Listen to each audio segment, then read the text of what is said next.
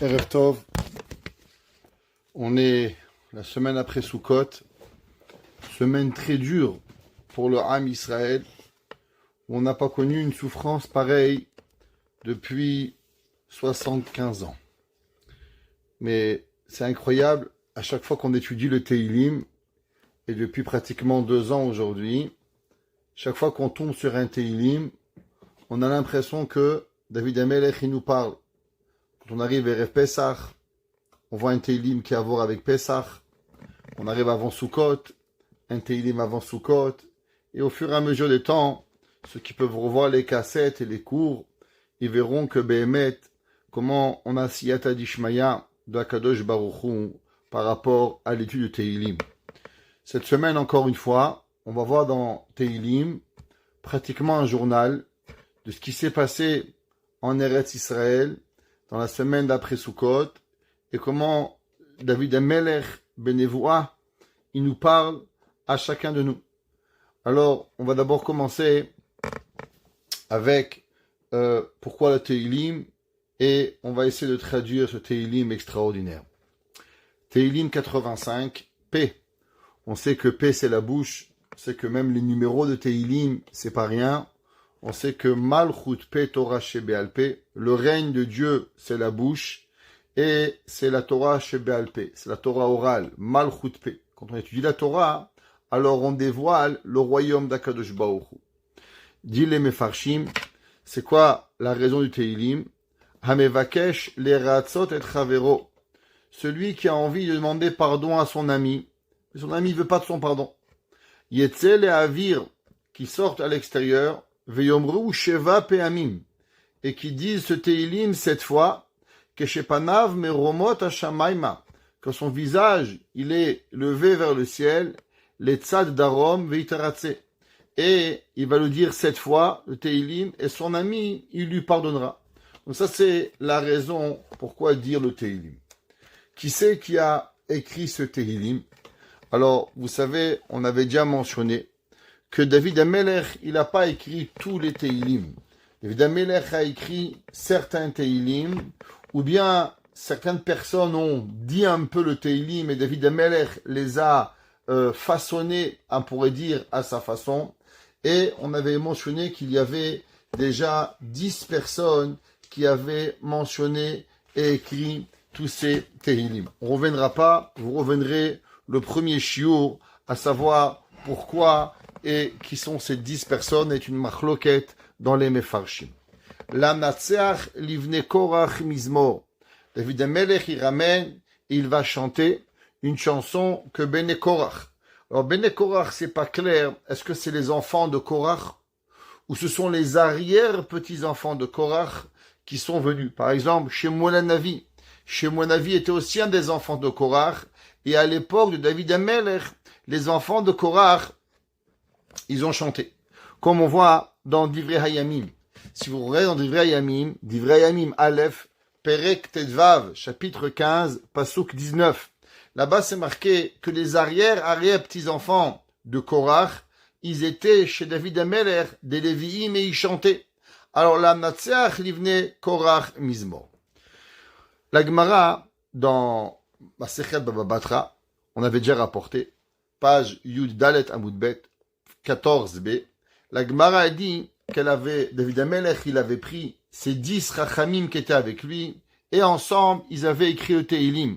Asaf, Yedutun, et Heman, et comme on a mentionné, que certains, ils pensent que David Amelech, c'est lui qui les a chantés, qui les a écrits, et seulement que eux, ils ont, on pourrait dire, donné le sujet du Teilim, et David Amelech, Beruach HaKodesh, alors automatiquement, il les a chantés et il les a un petit peu améliorés à sa façon. Pareil, on va voir dans le Teilim 90 que tout le monde connaît, Tefila le Moshe, Ish HaElokim, le chant de David Amelech, c'est marqué Tefila le Moshe. Alors on sait que c'est Moshe qui a mentionné le Teilim, ce Teilim-là, seulement David Amelech, il est venu et il a mis sous forme de, on pourrait dire une chanson, ou de poète, comme une poésie, pour Akadosh Baruch Hu, qui a été rapportée. c'est marqué dans les Mesadrei HaTanach, de ceux qui ont arrangé le Tanakh, qu'on sait qu'il y a plusieurs degrés de prophètes. On sait que pas tout le monde était prophète et on reviendra, Béhémet, un peu plus tard, à savoir quelle différence il y a dans les prophéties. Il y a ce qu'on va appeler Nevoa et il y a ce qu'on va appeler Ruach HaKodesh, qui sont, chacun d'entre eux, elle va être mentionnée. Ici, ce Teilim, d'après tout le monde, il est plus ou moins ce qu'on va appeler un Ruach HaKodesh, un esprit divin qui va être rapporté, et il est mentionné, d'après la majorité des Mefarshim, que le Teilim, à part le Malbim qu'on va voir, que ce Teilim, il parle de notre époque, de la venue messianique, qu'au moment où on veut qu'Akadosh Baruch Hu, il amène la Géoula. David Amelech, il écrit, Ratzita Adonai Artsecha. Tu as voulu Akadosh Baruch Hu ta terre, Shavta Shevut Yaakov. Alors fais revenir Shevut Yaakov. On va voir qu'est-ce que ça veut dire Shevut Yaakov. Alors on voit que le verset c'est marqué Ratzita, c'est tu as voulu, et Shavta, et tu as ramené. Ça ce sont des verbes qui ont été au passé. C'est pas marqué Yirtse Hashem Artsecha. Dieu, tu vas vouloir au futur ta terre, mais Ratzita, c'est un passé. Shavta, Shevut Yaakov. Le Radak, il explique et il dit, qu'est-ce que ça veut dire? Ça a à voir avec la galoute que nous sommes à Israël. Et on demande à Kadosh Baruch Hu, et on lui demande que la Géoula, elle vienne. On demande à Dieu, s'il te plaît, Hachem, amène la Géoula. Alors, quel est le rapport avec le passé? La Géoula n'est pas encore arrivée. Alors on aurait dû dire Yirtse Hashem et Artsecha. Qu'Hachem, il veuille sa terre au futur. Et il explique le Malbim et il dit, le Radak, pardon, et il dit de la même façon qu'à Kadosh Baruch Hu, on avait fauté au premier temple. Et tu as détruit le temple. Et Akadosh Baruch Hu, qu'est-ce qu'il a fait? À cause qu'il avait voulu rapporter Am Israël en Eretz Israël, il avait voulu de nouveau ramener son royaume.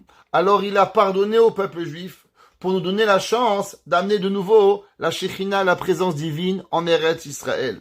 Alors on demande à Kadosh Baruch Hu, de la même façon que tu as déjà fait preuve de miséricorde pour ramener la présence divine en Eretz Israël au temps du deuxième temple, malgré que nous avions déjà une fois fauté et que nous avions perdu le premier temple, alors de même façon, Akadosh Baruch Hu, Ratzita Hashem et Artsecha. S'il te plaît, Akadosh Baruch Hu, ramène de nouveau aussi la Géoula de la même façon que tu l'as déjà fait.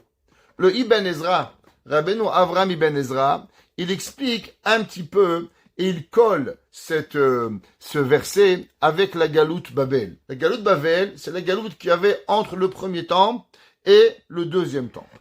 Et il dit, ce que ça veut dire Ratzita, alors il dit que ça a à voir avec le futur.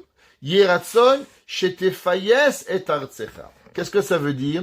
Il dit Ratzita, ça veut dire c'est que, comme si, que Barminan, la terre d'Israël avait fauté.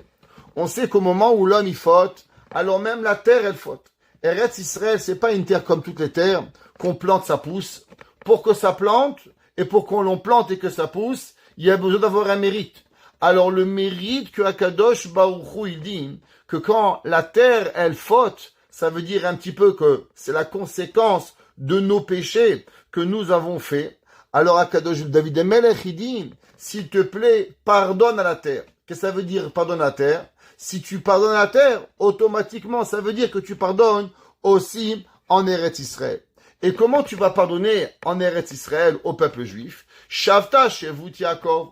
Au moment où tu vas ramener les enfants d'Israël en Eretz Israël, alors automatiquement, c'est la preuve que quoi? C'est la preuve que tu vas pardonner la terre d'Israël. Le Rav Shimshon Raphaël Hirsch. Rav Shimshon Raphaël Hirsch, il explique un petit peu différemment ce verset. Et il demande, qu'est-ce que ça veut dire? Shavta Shevut Yaakov. Tu vas revenir Shevut Yaakov. Pourquoi il y a deux fois Shavta Yaakov? Tu vas ramener Yaakov. Pourquoi c'est marqué Shavta Shevut Yaakov? Il dit le Rav Shimshon Raphaël Hirsch, Atsura hakefula ameshulevet. Il dit, qu'est-ce que ça veut dire ce double langage que nous avons à propos de Shavta Shevut Yaakov? Il dit, Ba'a kanire le'abia et ha'reayon she'auvda she'shevi echad fizi.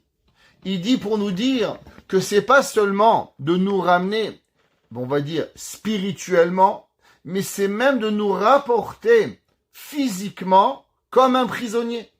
Cette semaine, on a eu 100 prisonniers qui ont été pris par le Hamas. Et on voit David Amelech, il écrit, et il dit, Shavta Shevut Yaakov. Ramène, bien sûr, le peuple qui représente l'âme, mais aussi rapporte les prisonniers en Eretz Israël. Et il dit, Tzricha le'aspi kede le'argia otanu, sheshum shevi shenigzar aide Hashem, lonoa li'imash al netzach, lelo tikvot pedut. Il dit à cause que l'on sait que on doit savoir que aucune des captivités que Akadosh Baruch Hu il amène au peuple juif, elle peut être à l'éternité. Alors Shavita Shevut Yaakov, il dit le Rab Shimshon Raphaël Hirsch que l'on demande que Akadosh Baruch Hu il amène à Am Israël de nouveau tous les captifs qui ont été pris en Eretz Israël, alors automatiquement il va les rapporter. Comme ça qu'il ramène aussi à propos des versets, et il dit Israël metzape bebitra legulato atida. Tout ce verset de quoi il parle? Il parle de la confiance que nous devons avoir en Akadosh Baruch Hu et que nous avons, que Hachem va nous ramener be'emet en Eretz Israël, comme ce que Akadosh Baruch Hu il a fait, comme on a ramené au nom du Radak, au nom du Eben Ezra, et que Akadosh Baruch Hu il demande et il dit Omer lanu she'agata hameira shel hageula tiye tuluya arer verak banu. Il dit le Rav Shimshon Raphaël Hirsch, seulement il faut savoir que quelle est la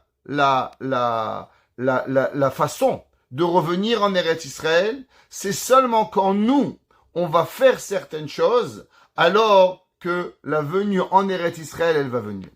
Je voudrais juste ouvrir une parenthèse. Vous savez que le Shabbat Bereshit, c'est dans le monde entier le Shabbat du Shabbat. Qu'est-ce que ça veut dire le Shabbat du Shabbat? C'est le Shabbat où on demande à toutes les personnes que malheureusement ils n'ont pas encore compris le cadeau du Shabbat et que pour eux c'est un peu difficile et qu'ils sont pas prêts encore à recevoir ce cadeau extraordinaire. Alors on leur demande de faire un effort. On leur demande de venir faire un Shabbat, le premier Shabbat de l'année, et peut-être qu'ils vont prendre le goût, comme un enfant qui connaît pas ce que c'est un bon plat, et le goût dit, ah c'est bon, il veut venir. Alors Shabbat Bereshit, c'est le premier. On sait, on avait déjà parlé que durant le Rosh Hashanah, quand Rosh Hashanah il tombe Shabbat, alors c'est dangereux. Des fois c'est des bonnes années, et des fois c'est des mauvaises années. C'est marqué dans les Chazal que l'année où Rosh Hashanah il tombe Shabbat, alors du fait qu'on n'a pas de shofar, alors on a des différentes années. On a des années extraordinaires au peuple juif, et on a des années qui sont terribles au peuple juif. Pourquoi? À cause que le Shabbat, c'est un machal, c'est marqué dans les Mefarshim, un machal, il y avait un homme qui devait se présenter devant le roi. Et quand il devait se présenter devant le roi, il avait très peur. Alors sa femme, elle est venue, et elle s'est présentée devant le roi. Et il lui dit, monsieur le roi, mon mari, il a très peur de venir. Et la femme de ce prince, alors elle était gentille, elle était jolie, elle était belle, elle sentait bon. Alors automatiquement le roi, il a vu à combien la femme, elle était bien traitée.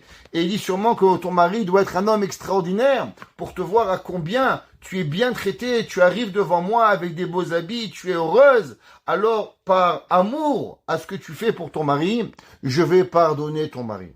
Il y avait une autre personne que lui aussi devait arriver chez le roi. Il a rencontré cette femme, il lui a dit, qu'est-ce que tu as fait pour sauver ton mari?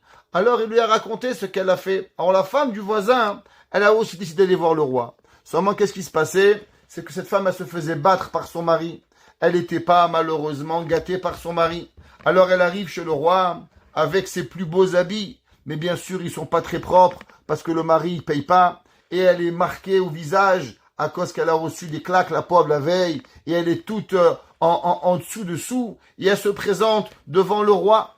Et le roi, il demande, madame, c'est quoi les traits que vous avez au visage? Comment ça se fait que vous n'avez pas une belle habille? Comment ça se fait que vous n'êtes pas allé chez le coiffeur pour venir chez le roi? Et malheureusement, elle doit dire la vérité, que son mari la frappe, que son mari la gâte pas, que son mari n'est pas gentil avec elle. Alors le roi, il lui dit, non seulement votre mari, il a fait une erreur, et en plus il ose envoyer la femme à qui il maltraite pour venir demander pardon, alors le mari va recevoir double punition. Ils expliquent, Chachamim, ils nous disent, c'est quoi cette femme? Cette femme, c'est le Shabbat. L'homme, au moment où on a Rosh Hashanah, alors on envoie le Shabbat. Le Shabbat, c'est notre femme qu'on envoie chaque Kadosh Baruch Hu.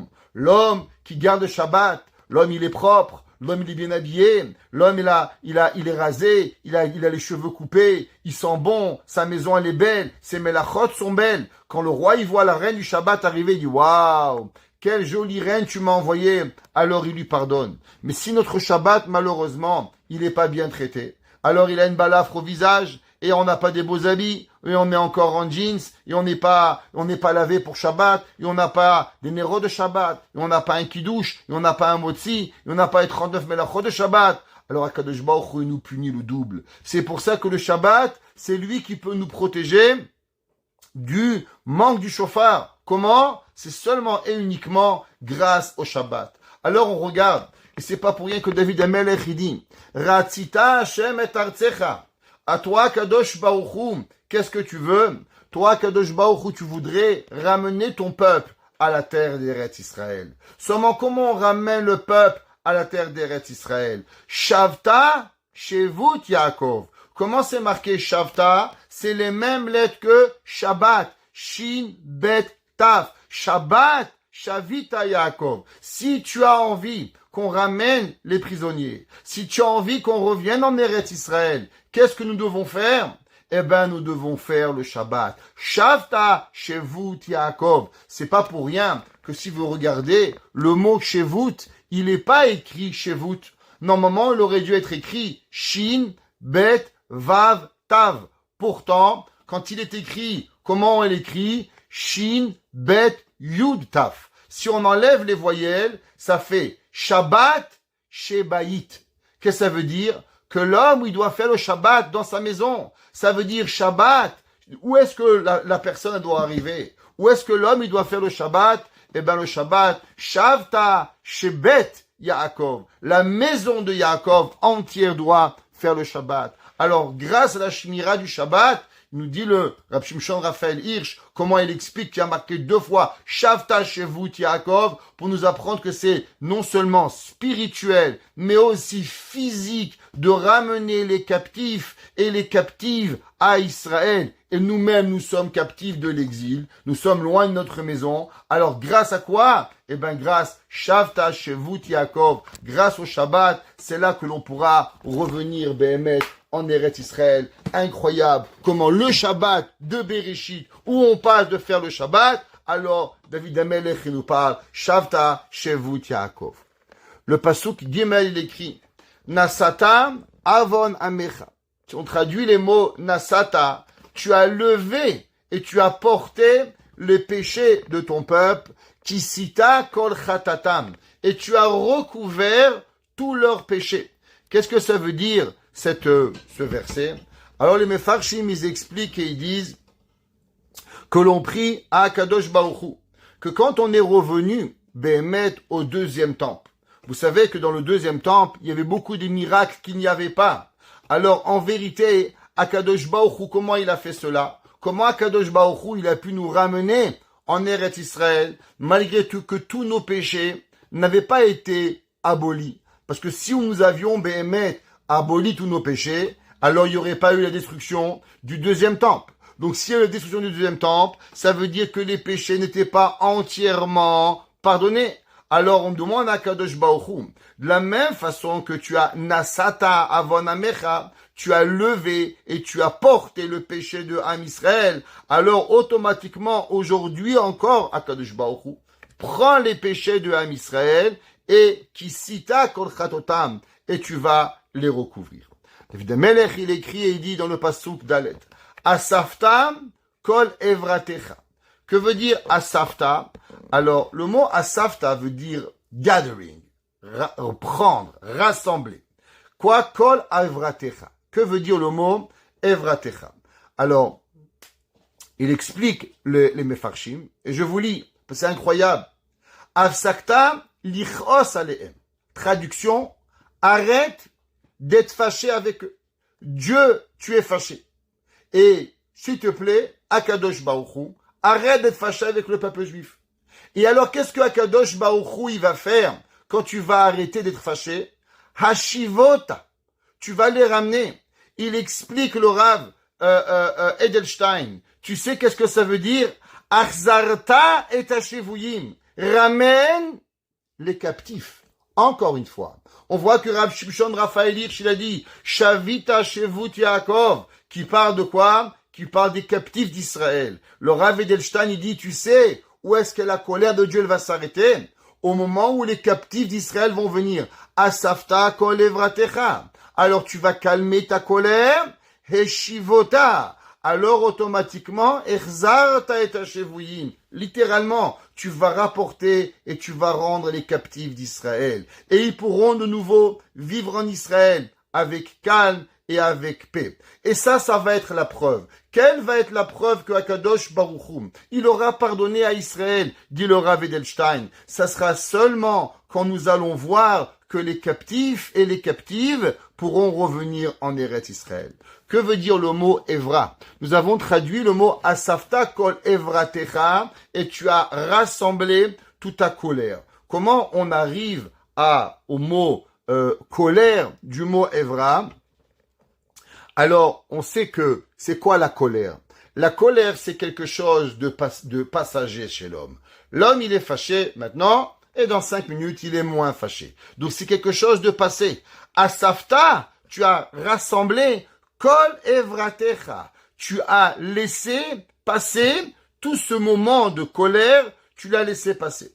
Il dit le Mefarshim, que vient de dire le mot asafta? Ça veut dire qu'en vérité, il y a 2 façons de gérer sa colère.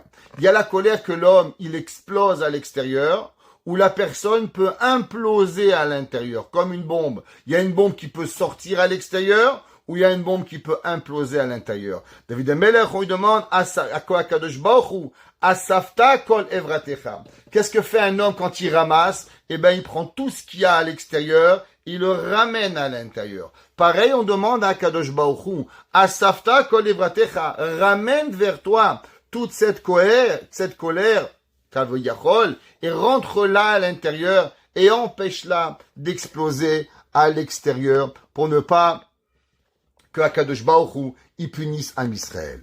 Et le verset il continue et dit Eshivota mecharon af. Qu'est-ce que ça veut dire? Eshivota. Eshivota, ça veut dire ramener. Ça veut dire reviens de ta colère que tu avais sur eux. Ça veut dire que Akadosh Baruch Hu, ça fait 1953 ans ou 54 ans, dépendant des avis. Que Akadosh Baruch Hu, il est fâché avec nous.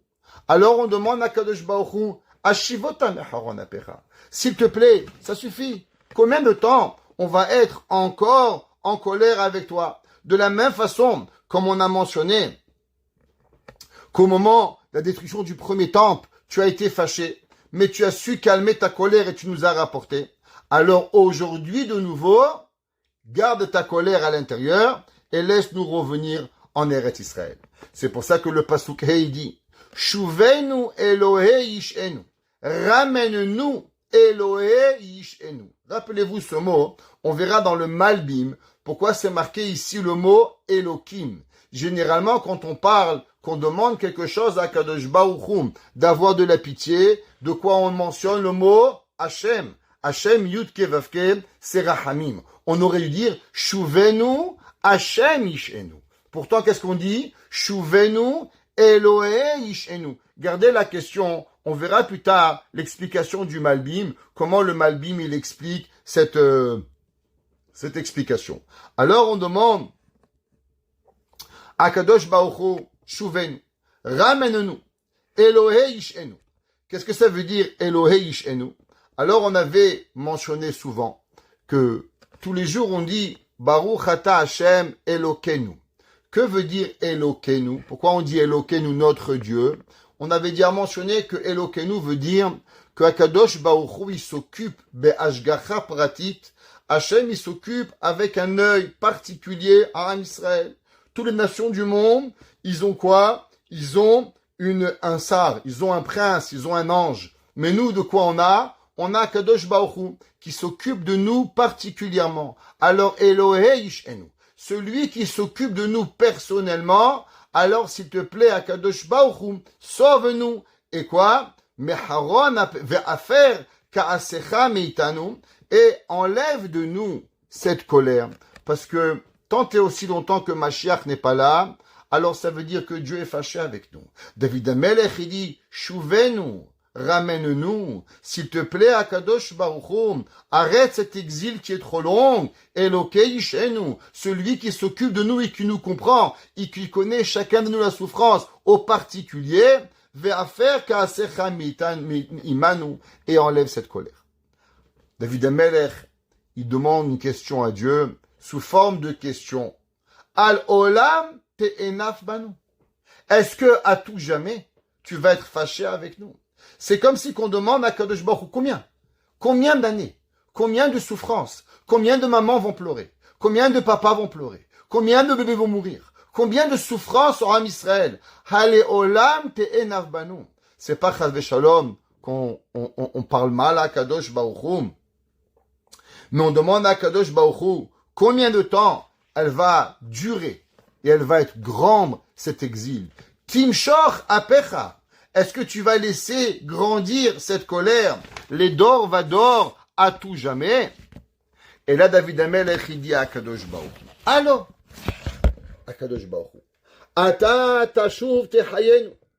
Qu'est-ce que ça veut dire? À la fin, tu vas devoir nous faire vivre. Qu'est-ce que ça veut dire? Nous, on croit qu'il va y avoir la résurrection des morts. C'est quoi la résurrection des morts? Alors, on avait déjà mentionné souvent ce qui est écrit au nom de Rabbi Natan Eibeshitz, dans le Sefer qu'il a écrit Yaharot des vaches, dans Eibeshitz qui était au XVIIIe siècle à Metz, en France. Et il avait demandé le verset Baruch ata Hashem mechaye metim. Akadosh Baruch Hu, il fait revivre les morts.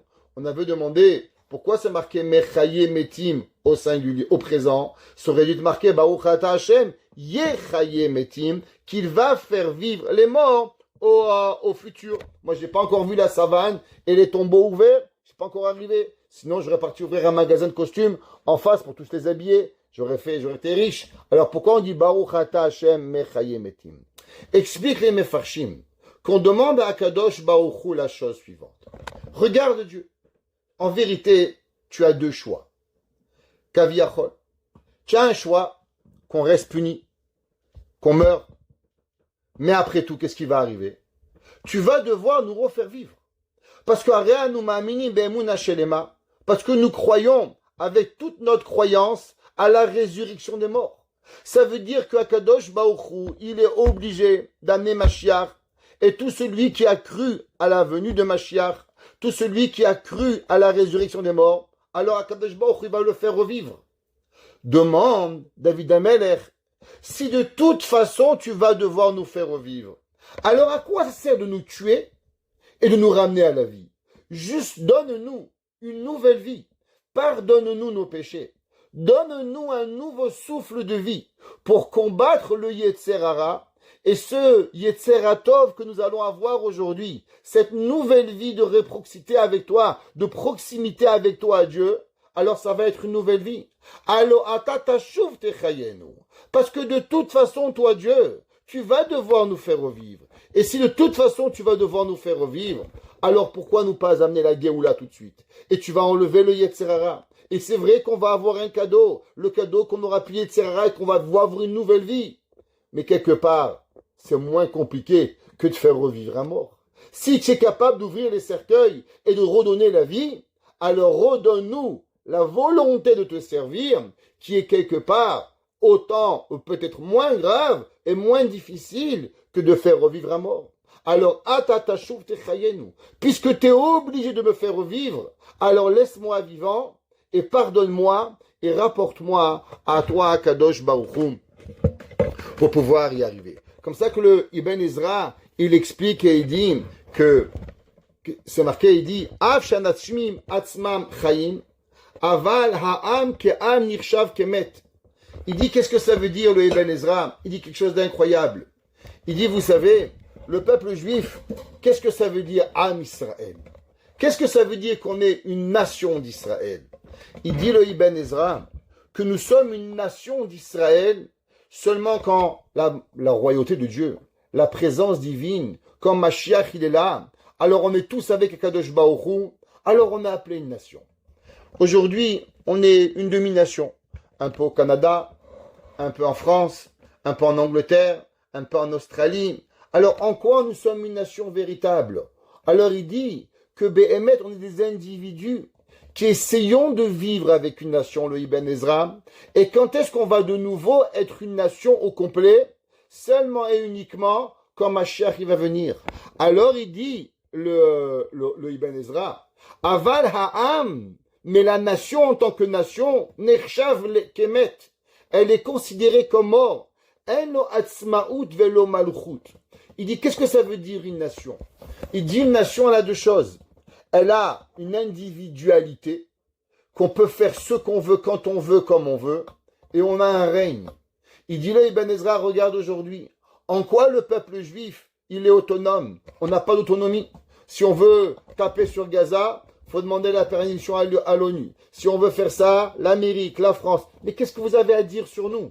Quelque part, pourquoi quand la Russie a frappé l'Ukraine, elle lui a demandé la permission? Quel rapport? Pourquoi? Qu'est-ce qui se passe dans le monde? Qu'est-ce qui arrive? Et la maille en vérité, c'est qu'on n'a pas cette indépendance. Et pourquoi on n'a pas cette indépendance, dit le Ibn Ezra? On n'a pas d'indépendance parce qu'on n'a pas de royaume. Et c'est quoi le royaume? C'est la Malchut de David Ameler. C'est la Malchut d'Akadosh Baruch Hu. Et c'est pour ça qu'on demande à Akadosh Baruch Hu, Techayenu, refais-nous vivre. Qu'est-ce que ça veut dire refais-nous vivre? Refais vivre le royaume de façon à ce que la nation d'Israël peut de nouveau être indépendante avec son roi. Et il dit que c'est comme ça que c'est marqué dans Yecheskel, qu'à la fin des temps, Akadosh Baruch Hu, il va ouvrir, il va refaire vivre tous les morts, comme c'est marqué dans le chapitre 37 dans Yecheskel. Alors, si de toute façon tu vas nous refaire revivre, alors laisse-nous en vie aujourd'hui. Ve'amecha Israël ismechubar.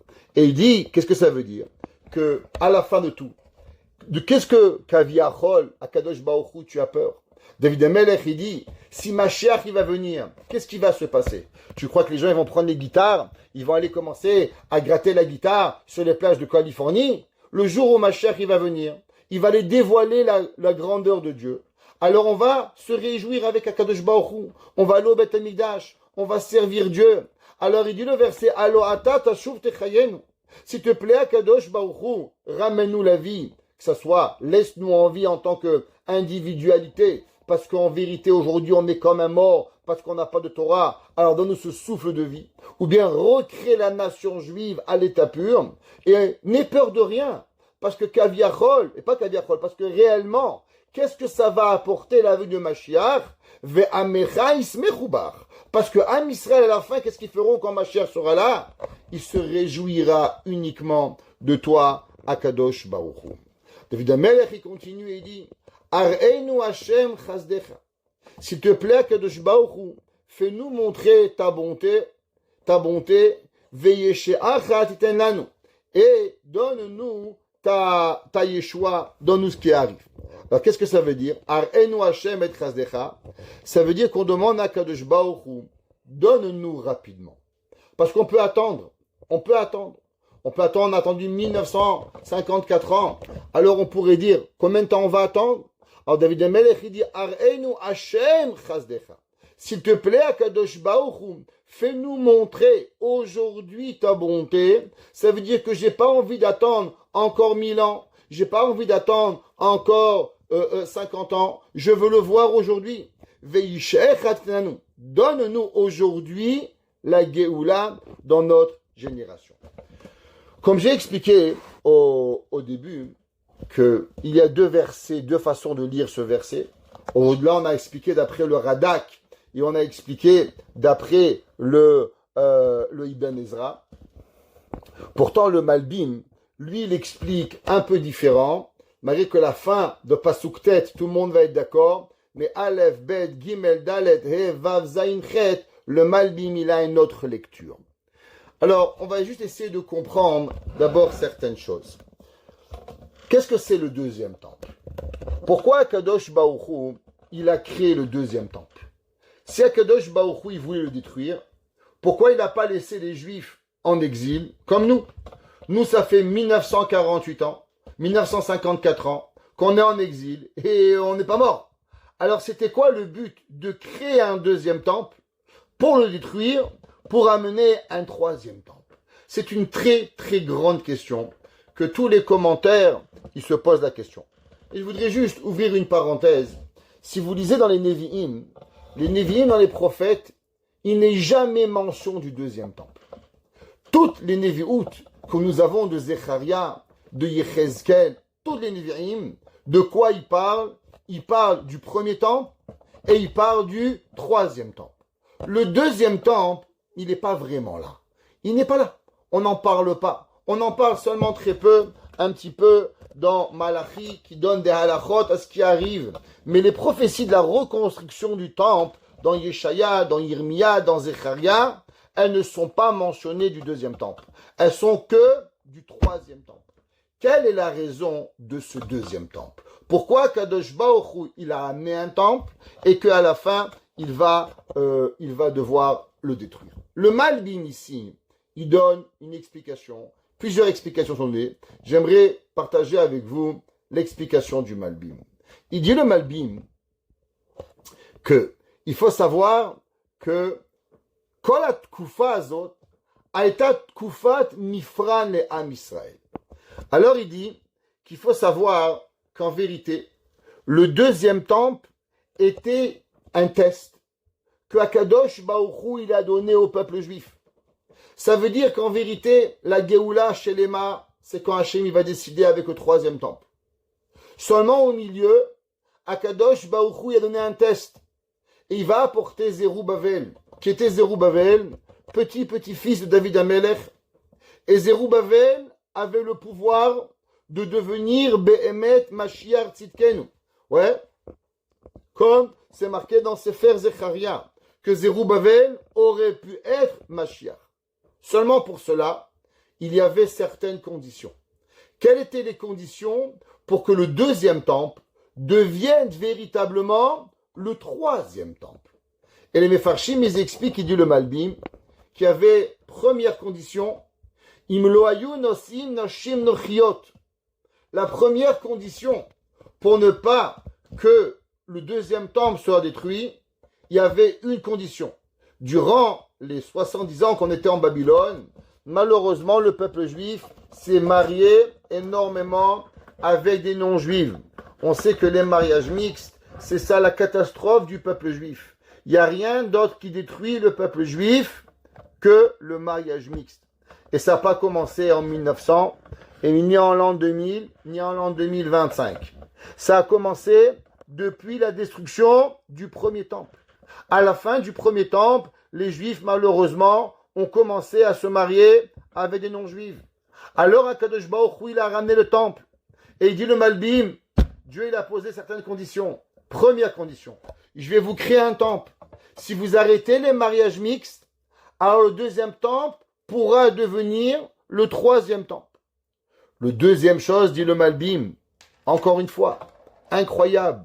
Il dit, est-ce que vous savez qu'est-ce que c'est la deuxième condition que Akadosh Baruch Hu demande pour que le deuxième temple soit le troisième temple et que la Géoula chez les Maël soit là?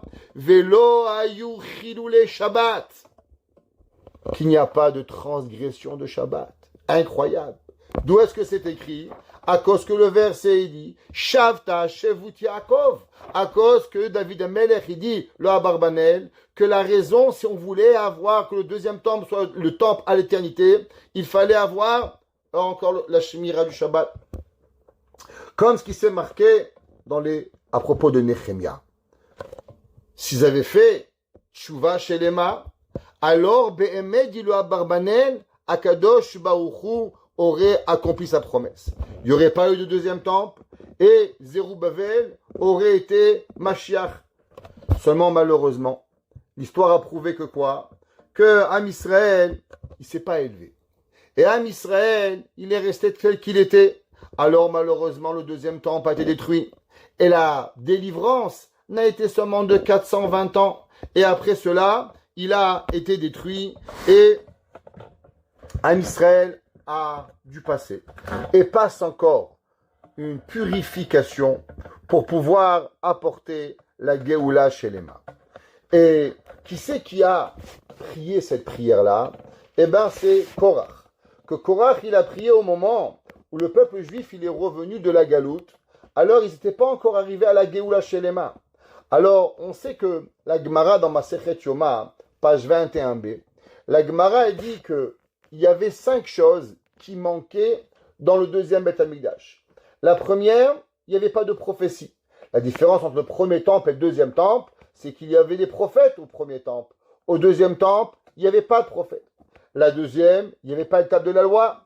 Ouais. La troisième, le Urim et Tumim. Le Urim et Tumim était le nom de Dieu qui était dans le pectoral du Kohen pour que le pectoral il soit en communication Wi-Fi avec Kadosh Baruch Hu. Il n'y avait pas le feu qui descendait du ciel pour brûler le misbéach. Et la cinquième chose, il n'y avait pas la présence divine dans le Beth Amikdash. Et tout ça, c'est rapporté dans le Navi Haggai. Haggai à Navi, là-bas, il mentionne ces 5 éléments qui manquent. Et il dit le Malbim. D'où est-ce qu'on apprend tout ça? Il dit Ratzita Hashem et Artsecha. Il dit c'est quoi Ratzita? C'est un du mot Ratzon. Ça veut dire quoi? C'est la Rachamim. Que Kadosh Baruch Hu demande à Israël, regardez, je vous fais un cadeau. Je vous amène la Géoula. Prenez-la. Voilà en cadeau. Je fais moi le premier pas. Moi, Kadosh Baruch Hu, je vous redonne un temple. Je vous demande juste de vous élever vers moi et d'arriver à Kadosh Baruch Hu à avoir. Comme un homme qui est fâché avec son ami et dit, regarde, j'ai pas envie véritablement de me fâcher. Je vais faire un pas avec toi. Si toi, tu acceptes mon premier pas, toi, tu viens vers moi, alors je ferai plus. Mais si je vois que tu me craches dessus, alors je reparterai en arrière. Comme ce qui s'est passé avec le Chata Egel. Au moment où Dieu, malheureusement, il a vu le peuple juif fauter le veau d'or, est-ce que Dieu, il a pardonné la faute du veau d'or ou seulement à Kadosh Baruch Hu, il a caché la faute du veau d'or? C'est marqué dans le verset qu'au moment où Hachem il va punir, ou biyom pokdi, ou fakati alechem. Dieu dit, regardez, moi je suis prêt à mettre les vieux dossiers sous la table. S'il n'y a plus de dossiers qui sortent, alors on les laisse sous la table. Mais si vous recommencez avec des nouveaux dossiers, alors je reviens sur le nouveau et sur le vieux. C'est pour ça que on a demandé, vous vous rappelez, que David Amelech, il a écrit dans le Pasuk Shuvenu Elohe Yishenu. Ramène-nous, Dieu de la sévérité, de la rigueur, ouais, et sauve-nous. Il dit le Malbim que, en vérité, à chaque fois qu'on a été sauvé, ça a été Berachamim. Qu'est-ce que ça veut dire Berachamim? La miséricorde. Ça veut dire que le pardon n'était pas un vrai pardon. Parce que la pitié d'un homme, vous savez, quand un homme il sent que vous avez pitié de lui, c'est terrible, il ne veut pas qu'on a pitié de lui. Il veut qu'on fasse les choses avec justice. Imaginez-vous, vous avez prêté à un homme $100. Vous revenez le voir et vous dites, tu peux me rendre mon $100? Il te dit, moi je te dois rien du tout. Mais si tu crèves de faim, tiens, je te donne $100. Vous allez bouillir. Quoi? Je t'ai prêté $100. Je te demande seulement mon dû. Et maintenant, tu me dis que tu me dois rien et tu crois que tu me fais du chesed en me donnant le $100? Mais ça va pas ou quoi? J'en veux pas. Pareil avec le péché. Le Hata Egel, Akadosh Baruch Hu c'était Berachamim. Qu'est-ce que ça veut dire? Il n'avait pas vraiment pardonné. On demande à Akadosh Baruch Hu, regarde, s'il te plaît Dieu, la Rahamim c'est bien, mais à la première colère, hop, elle ressort. Le vieux dossier remonte. Ce que nous on veut, Shuvenu Elohe Yishenu. S'il te plaît, Akadosh Baruch Hu, ramène-nous avec le din, de façon à ce que véritablement, plus jamais on a ce sentiment négatif d'être, allez, je te fais un cadeau. Qu'en vérité, la Géoula chez les Mar, elle soit midat adin, et de façon à ce que il n'y aura plus de moyens de nous enlever de Eretz Israël. Pareil, on demande à Kadosh Baruch Hu, Nasata avon amecha. On a dit, porte le péché, et c'est marqué Kisiticha, tu l'as couvert. Qu'est-ce que ça veut dire? Parce que des fois, tu as seulement couvert le péché. Nous, on veut que Nasata avon. Tu enlèves le péché. Que le péché, il est comme si qu'il est inexistant et qu'il n'y a plus. Dans le Pasuk tête, David Amelech, il dit, Eshma'a ma'idaber ha'el. Traduisons les mots littéralement. David Amelech, il dit, écoutons, qu'est-ce que Dieu, il dit. C'est quoi? Rashi, et ainsi tous les Mefarshim, ils expliquent, c'est que David Amelech, il dit, ok, Asaf, il a prié, Ben et Korach, ils ont prié Hachem, d'année la Géoula. Et qu'est-ce que Dieu, il dit? Allons écouter derrière la porte de Dieu, qu'est-ce que Akadosh Baruch Hu, il dit par rapport à la demande du peuple juif. Eshme'a meyedaber ha'el. Viens, je vais écouter. Qu'est-ce que Akadosh Baruch Hu, il va parler, qui est d'Aber Shalom El Amo, parce qu'il va parler de paix à son peuple, Ve'el Hasidav et à ses gens pieux, Ve'al Yashuvu le Kisla, et qui ne retombe pas dans l'erreur. Alors, comme on a expliqué, que David Amelech, il est Kaviachol, il écoute derrière les portes de Dieu, et il veut écouter qu'est-ce que Akadosh Baruch Hu dit. Qu'est-ce que ça veut dire qui est d'Aber Shalom? Alors, qu'en vérité, Akadosh Baruch Hu, il n'a qu'une seule envie. Dieu, dans sa volonté, il ne veut que quand il y a du Shalom. C'est pas possible quand il y a un juif qui meurt. Ne croyez pas que c'est la volonté de Dieu qu'il y a de la discorde. Ce sont nos péchés qui l'amènent. Mais la volonté d'Akadosh Baruch Hu, c'est Shalom. Akadosh Baruch Hu, c'est ça qu'il veut. Dieu ne peut pas être un Dieu de fouet, un Dieu punitif. Ça n'existe pas. Ce sont nos péchés qui amènent la punition. Mais en aucun cas, c'est Akadosh Baruch Hu qui amène. Ve'el Chasidav. Alors, qu'est-ce que ça veut dire? Qui est d'Aber Shalom El Amo, Ve'el Chasidav. Le Rada qui dit, quelle différence entre les pieux et ton peuple? Pourquoi dans ton pieux, il n'y a pas les peuples, et les pieux, c'est pas ton peuple? Alors pourquoi il y a deux adjectifs? Ton peuple et les pieux. Il dit le Radak, qu'en verrez de quoi on parle? On parle des justes du monde. Ce qu'on appelle les tzadikés, chassidé ou mota olam. Il y a dans les nations de bonnes personnes qui ont aimé Israël, qui ont sauvé les Juifs à travers le temps, et qui sauvent encore le Juif à travers le temps. Alors Akadosh Baruch Hu, il dit que même ces gens-là, en vérité, aujourd'hui, quand ils prennent part à Israël, quand ils parlent pour Israël, alors ils se font critiquer, ils se font massacrer dans les médias sociaux, on sait ce que ça peut être. Alors Akadosh Baruch Hu, il dit qu'il y a Yedaber Shalom El Amo. Dieu, il veut du bien pour son peuple, et ainsi pour toutes les nations, et toute personne qui parlera du bien d'Israël, Akadosh Baruch Hu, il a envie qu'il soit dans le Shalom. Parce que quand la Géoula, elle va venir, alors toutes ces nations du monde, ou tous ces individus, même si c'est pas une nation, alors elle viendra avec Israël. Et comment elle s'appelle? Hasidav. Même les goïms, une bonne personne, s'il garde les 7 mitzvot ben noirs, il vole pas, il tue pas, il fait pas qu'est-ce qu'il y a, alors il a un tzaddik qui est un chassidé au mota olam, alors il aura une part avec le peuple juif. Et David Amelech, au moment de la Géoula, il prie même pour eux. Ve'al yashuvu le kisla. David Amelech, il prie et il dit, regarde, Akadosh Baruch Hu. Bien sûr, on peut amener la Géoula, on peut ramener le peuple juif à l'élévation, et l'élévation de devenir très haut, à devenir la nation. Mais il faut faire attention, que Am Israël ne retombe pas dans la bêtise. Alors David Amelech, il demande à Akadosh Baruch Hu, s'il te plaît Dieu, fais attention que Am Israël, il ne retombe pas dans le péché, et que jamais, Haz Shalom, on refasse la Avera, et qu'on reste béni Tzachon, et qu'on reste à chaque moment avec Akadosh Baruch Hu, et ne jamais retomber dans nos péchés. David Amelech, il continue et il dit, Ach karov lire'av yish'o. Et il dit, mais qui va arriver, Be'emet, la Géoula, l'approche, alors elle va être à ce Yir'e Hashem tizku le Géoula bekarov. David Amelech, il dit, tu sais qui c'est qui va recevoir la Géoula? Va recevoir la Géoula ceux qui sont proches de Dieu. Parce que la Géoula, à qui Akadosh Baruch Hu il amène? À ceux Be'emet qui ont quoi? qui ont Yirat Shamaim, qui ont la crainte d'Akadosh Baruch Hu. David Melech, il continue de dire Shkon Kevod Be'artzenu. Et il dit que c'est pas la présence divine sera pas comme dans le deuxième temple, seulement qu'il va y avoir le deuxième temple, mais il n'y aura pas de Anané Kavod, il n'y aura pas le feu, il n'y aura pas les 5 miracles. À l'inverse, avec elle, elle va être Beyirat Hashem. Elle sera complète pour Akadosh Baruch Hu. Et là, David Melech, il dit un verset que tout le monde connaît. Chesed ve'emet nifgashu. La bonté et la vérité, ils se sont rencontrés. Tzedek ve'shalom, la justice et la paix, nashaku, ils se sont embrassés. Alors, qu'est-ce que ça veut dire? Chesed ve'emet nifgashu. La bonté et la vérité, ils se rencontrent. Alors, les Mefashim, ils expliquent et ils disent, c'est quoi la bonté?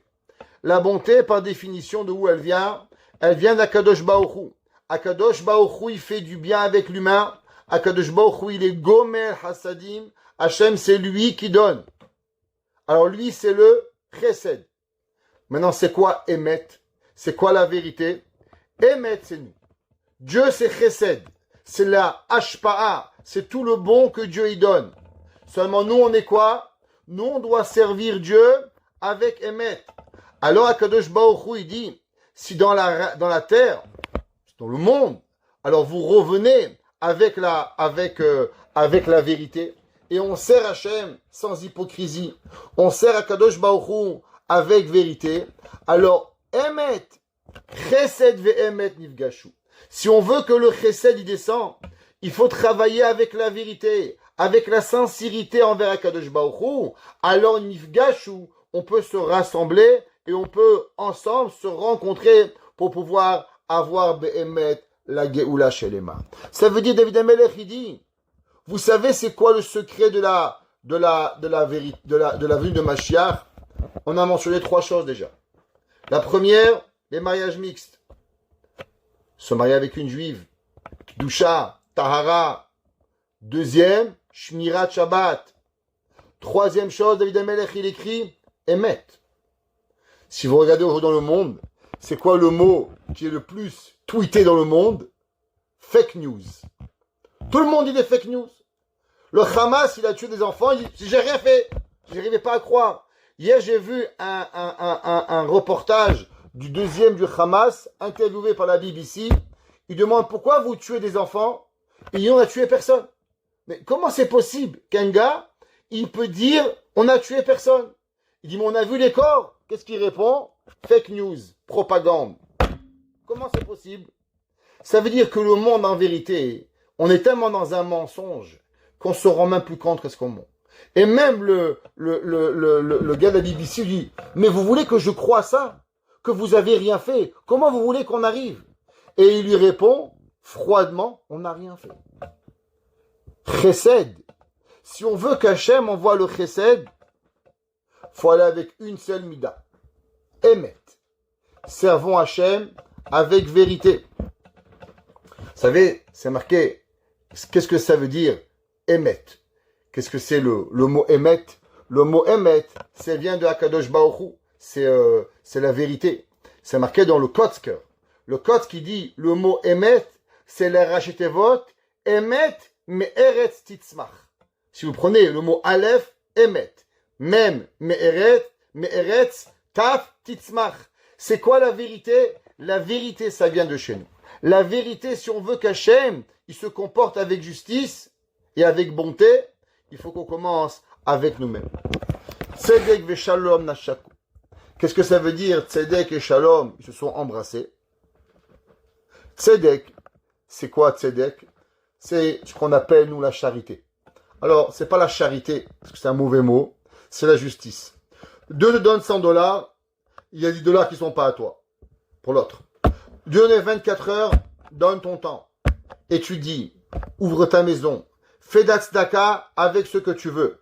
Alors, la Torah, elle dit, Im ta'asut tzedakot, si l'homme, il fait la tzedaka, à shalom yavo, la paix, elle va venir.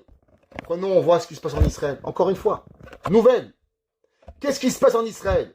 Les soldats, ils vont à la guerre. Et qu'est-ce qu'il y a un mouvement d'Israël de faire du tzedek, de tzedaka. On leur amène à manger, à boire, des sifrei Torah, des tzitzit. Quel rapport? Qu'est-ce qu'ils ont les gens? L'armée israélienne n'a pas de quoi nourrir les gens. Elle n'a pas de nourrir les gens. Pourquoi d'un coup, il y a ce réveil?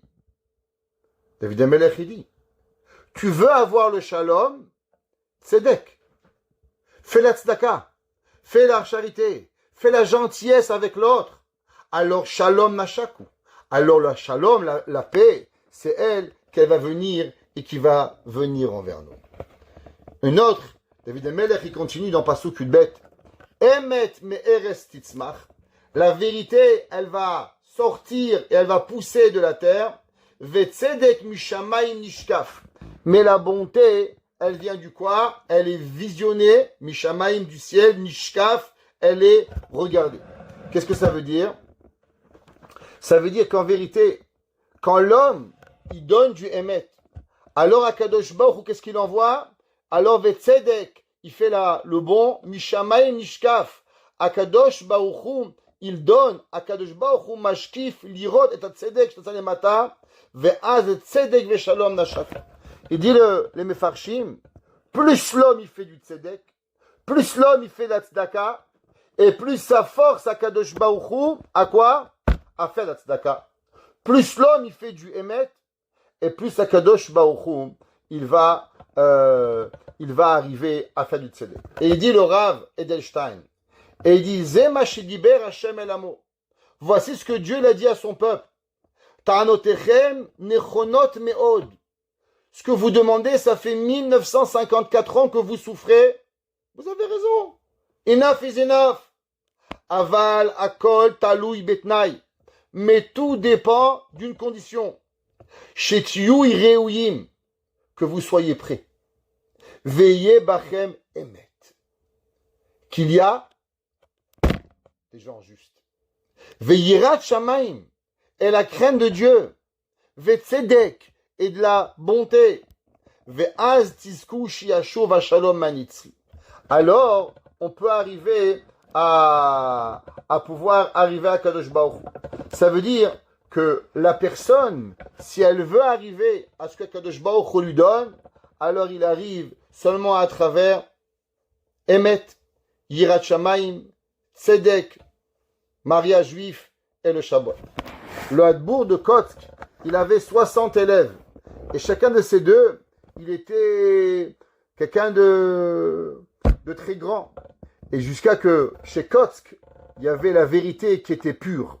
Et on disait même que Kotsk, c'est la gematria de Eretz. Pourquoi? À cause que Emet, mais Eretz Titzmach. Alors eux, ils avaient cette vérité qui était là. Alors il avait dit un jour le rabbi de Kotsk la chose suivante. Il a dit la Emet yesh koach tzmicha. À la vérité, il y a la force de faire pousser. Vetzarich lizroa ba'adama masheu kedei shetitzmach ha'emet. Il dit seulement, pour pouvoir que ça pousse, il faut planter quelque chose. Alors il dit, qu'est-ce que c'est une pousse? Qu'est-ce que c'est une tige? Ben, vous prenez une pomme, vous enterrez une pomme, et de la pomme que vous enterrez, il sort un arbre, il sort un pommier. Donc pour qu'il y ait quelque chose qui pousse, qu'est-ce qu'il doit avoir? Il faut d'abord enterrer quelque chose. Il a demandé le rabbi de Kotsk, qu'est-ce qu'il faut enterrer pour que la vérité elle sorte?